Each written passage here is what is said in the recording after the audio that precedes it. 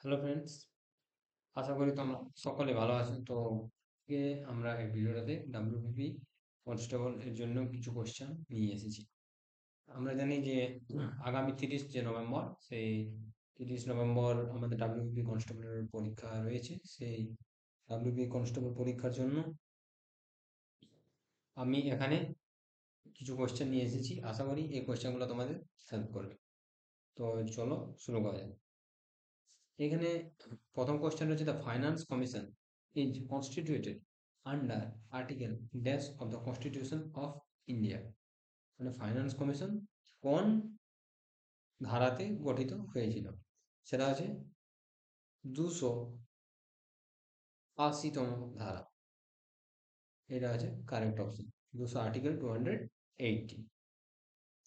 Next question হচ্ছে যে, the Nalanda university was founded by. Nalanda university কে স্থাপন করেছিলেন? এখানে কারেক্ট অপশন হচ্ছে কুমার গুপ্তা। এটা হচ্ছে তোমার কারেক্ট অ্যান্সার। তারপরে নেক্সট কোয়েশ্চেন,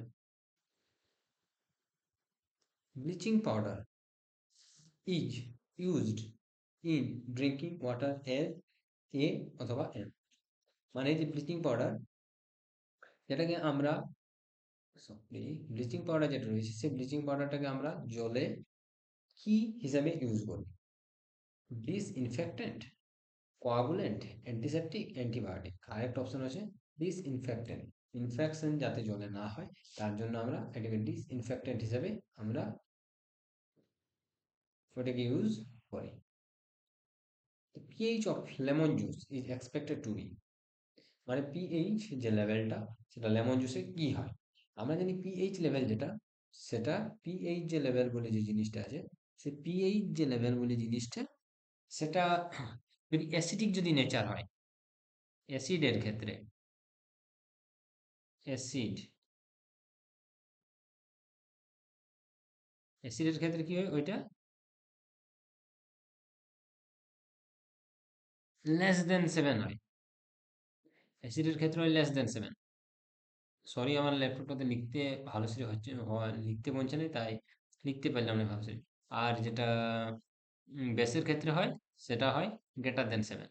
তো এইখানে যেটা রয়েছে যে লেমন জুস, সেটা একটা অ্যাসিডিক নেচার হয়, তাহলে এটা হবে less than 7।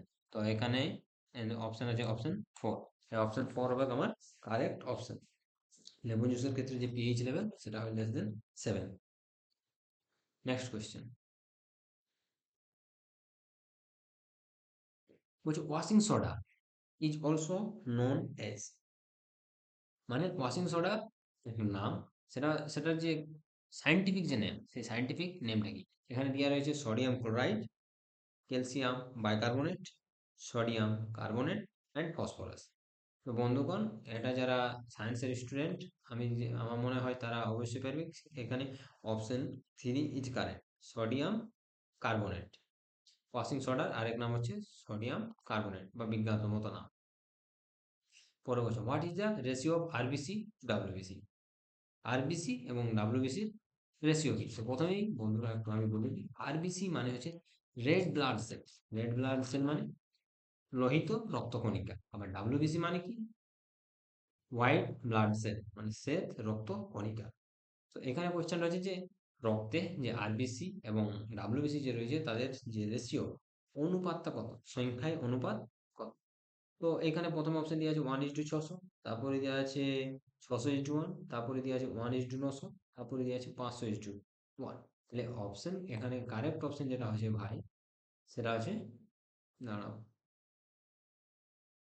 600:1। 600:1 is the correct option. রক্তে আরবিসি এবং ডাব্লিউবিসি, হোয়াইট ব্লাড সেলস, এই দুটোর যে অনুপাত, সেটা হচ্ছে 600:1। Which city is known as the Silicon Valley of India. ভারতের সিলিকন ভ্যালি কোন শহরকে বলা হয়? এটাকে বলা হয়, বেঙ্গালুরুকে বলা হয় ভারতের সিলিকন ভ্যালি। তো অপশন 2 ইজ কারেক্ট। এই তারপরে কোশ্চেন হচ্ছে, in which year Delhi became the capital of India. কত সালে এই যে দিল্লি আমাদের ভারতবর্ষের রাজধানী হিসেবে মানে নিশ্চিত হয়েছিল। তো সেটা হচ্ছে option 1905, in 1950, in 1945 or in 1911। তো কারেক্ট অপশন হচ্ছে ভাই 1911 খ্রিস্টাব্দে। 1911 খ্রিস্টাব্দে দিল্লি ভারতের রাজধানী হিসেবে নির্বাচিত হয়েছিল। নেক্সট কোয়েশ্চেন,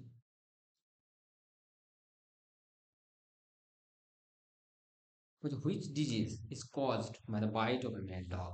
মানে এটা যদি পাগল কুকুরে কাউকে কামড়ায় তাহলে মানুষের কোন রোগটা হয়?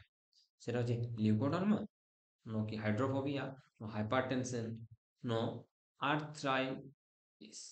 তো এখানে কারেক্ট অপশন যেটা হচ্ছে ভাই সেটা হচ্ছে হাইড্রোফোবিয়া। হাইড্রোফোবিয়া রোগটা হয় সেই কুকুরে কামড়ালে আমাদেরকে যেটা 14টা ইঞ্জেকশন দিতে হয়। পরের question, which metal is used for generation of nuclear power. এটা আমরা সকলেই প্রায় প্রায় সকলেই জানি যে নিউক্লিয়ার পাওয়ার মানে নিউক্লিয়ার যে বম সেটা কোনটা, কোন এলিমেন্টটা আমরা ইউজ করা হয় সেটা হয় ইউরেনিয়াম। ইউরেনিয়াম, আবার ইউরেনিয়াম সকল ইউরেনিয়াম হয় না, এখানে একটা স্পেশাল টাইপ অফ আইসোটোপ আছে uranium 235।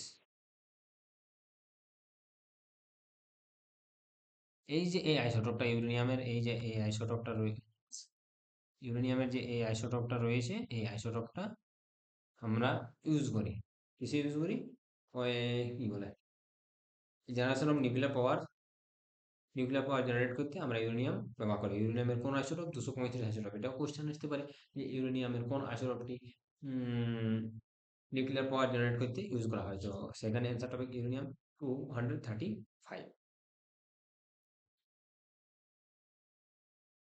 Next question, by whom is the speaker of Lok Sabha elected.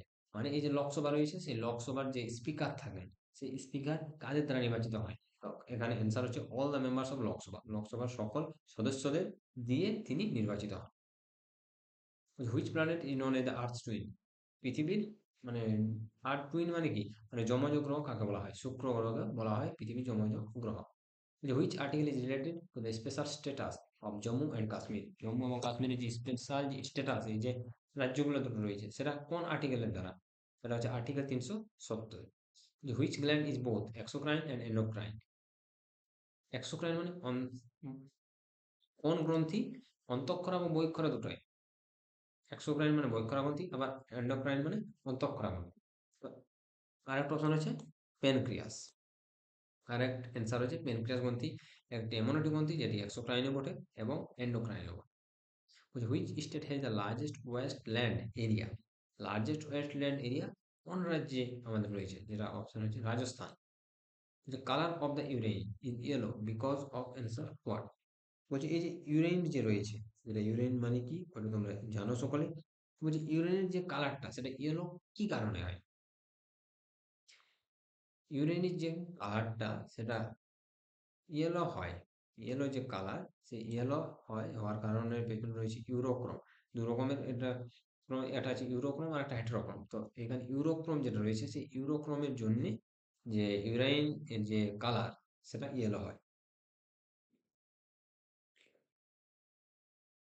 তারপরে হ্যাঁ, who has been called the Napoleon of India. আমরা নেপোলিয়নের নাম অনেকে শুনেছি। তো আমাদের যে ভারতবর্ষ সেই ভারতবর্ষের নেপোলিয়ন কাকে বলা হতো? অপশন, 1 নম্বর অপশন সমুদ্রগুপ্ত, 2 নম্বর অপশন চন্দ্রগুপ্ত, 3 নম্বর অশোক, 4 নম্বর আছে আকবর। তো আসল যে অ্যান্সারটা সেটা অ্যান্সারটা হচ্ছে Samudragupta. Samudragupta is the correct option. Which is the largest river basin in India. সবচেয়ে বড় যে রিভার বেসিন আমাদের ভারতবর্ষে কোন নদীর তীরে রয়েছে? সেটা কোন নদীর ক্ষেত্রে দেখা যায়? সেটা হচ্ছে Ganga basin. Which river originates at Amarkantak. অমরকন্টকে কোন নদী মানে উৎপত্তি হয়েছে? মহানন্দী, গোদাবরী, নর্মদা, কৃষ্ণা। তো আসল অপশন যে কারেক্ট যেটা অপশনটা হচ্ছে সেটা হচ্ছে নর্মদা নদী। নর্মদা নদী আমাদের অমরকন্টকে অরিজিন হয়েছে, অরিজিনেট হয়েছে।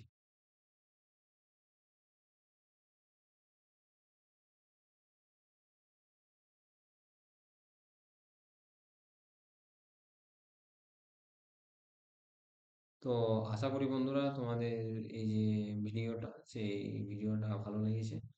আর যদি কোনো প্রশ্ন, যদি কোনো কোয়েশ্চেন থাকে তো তোমরা কমেন্টে জিজ্ঞেস করতে পারো। তারপরে দেখি যদি পারি তো আরো কিছু কিছু ভালো ভালো কোয়েশ্চেন আমি নিয়ে আর ফের সেটা নতুন ভিডিও বানিয়ে নিয়ে আমি আপলোড করব। Thank you guys for watching my video.